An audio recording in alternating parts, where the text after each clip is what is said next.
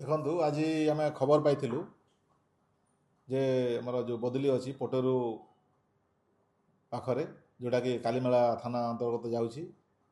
ସେ ଜାଗାରେ କିଛି ଦଲାଲ ଯେଉଁମାନେ କି ଗୋଦାମରେ ଧାନ ରଖିଛନ୍ତି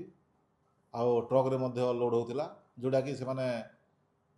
ଆମେ ଏବେ ଯେଉଁ ଭେରିଫିକେସନ୍ ଡ୍ରାଇଭ୍ ଚାଲିଛି ଯେଉଁ ପିପିସିରେ କରୁଛୁ କି ମଣ୍ଡିରେ ଭେରିଫିକେସନ୍ ଚଲେଇଛୁ ଆଉ ଚାଷୀମାନଙ୍କର ପ୍ରକୃତରେ ଯେଉଁମାନେ ଚାଷୀ ଲେଫ୍ଟ ଆଉଟ୍ ଅଛନ୍ତି ତାଙ୍କୁ ମଧ୍ୟ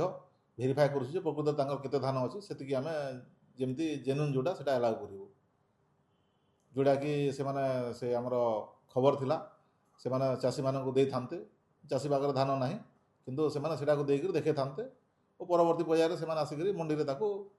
କୌଣସି ଉପାୟରେ ତାକୁ ବିକିଥାନ୍ତେ। ଆମେ ତାକୁ ଆଜି ଆମର ଟିମ୍ ଯେଉଁଟା ଆମର ସିଭିଲ୍ ସପ୍ଲାଏ ଅଛନ୍ତି ଆମର ଏଡ଼ିସନାଲ୍ ତହସିଲଦାର ଆଉ ଆମର ପୋଲିସ ଏମିତି ସମସ୍ତଙ୍କୁ ପଠାଇଥିଲୁ ଆଉ ସେମାନେ ସେଠି ସିଜ୍ କଲେ 200 କୁଇଣ୍ଟାଲ ସେ ଗୋଡାଉନରେ ଥିଲା ଯେଉଁଟାକି ସିଲ୍ କରାହେଇଛି ତା ସହିତ ଟ୍ରକ୍ ମଧ୍ୟ 200 କୁଇଣ୍ଟାଲ ଲୋଡ଼ ହେଇଥିଲା ଧାନ ସେଇଟା ମଧ୍ୟ ଆମେ ସିଜ୍ କରିଛୁ ଆଉ ଥାନାରେ ରଖାହେଇଛି ଅଟକ ରଖିଛୁ ତା ସହିତ ମାନ୍ୟମକଣ୍ଡା ଗମ୍ଫାକଣ୍ଡା ଆଉ ସେଇ ଯେଉଁ ବଦଲି ଏରିଆ ଏସବୁ ପାଖାପାଖିରେ ମଧ୍ୟ ଧାନର କିଛି ମୁଭମେଣ୍ଟ ଯେଉଁମାନେ କି ଆମର ପିକଅପ୍ ଦୁଇଟା ସିଜ୍ କରାହେଇଛି ତା ସହିତ ଗୋଟେ ଟ୍ରାକ୍ଟର ମଧ୍ୟ ସିଜ୍ କରାହେଇଛି ଏମିତି ଟୋଟାଲ 520 କୁଇଣ୍ଟାଲ ପାଖାପାଖି ଧାନ ଆମେ ସିଜ୍ କରିକି ରଖିଛୁ ଆଉ ପରବର୍ତ୍ତୀ ପର୍ଯ୍ୟାୟରେ ଆମେ ତାଙ୍କ ନାଁରେ ମଧ୍ୟ ଯେଉଁମାନେ ଇନଭଲ୍ଭ ଅଛନ୍ତି ଯେଉଁ ଦଲାଲ ଅଛନ୍ତି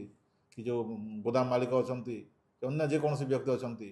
ଇଭେନ୍ ଚାଷୀମାନେ ମଧ୍ୟ ଯଦି ଇନଭଲ୍ଭ ଥିବେ ତାଙ୍କ ନାଁରେ ମଧ୍ୟ ଆମେ ମାମଲା ଦାୟର କରିବୁ ଥାନାରେ ଏଫଆଇଆର୍ କରିବୁ ଆଉ ତା ସହିତ ଆମର ଭେରିଫିକେସନ୍ ମଧ୍ୟ ଜାରି ରହିବ ଯେଉଁ ଚାଷୀମାନେ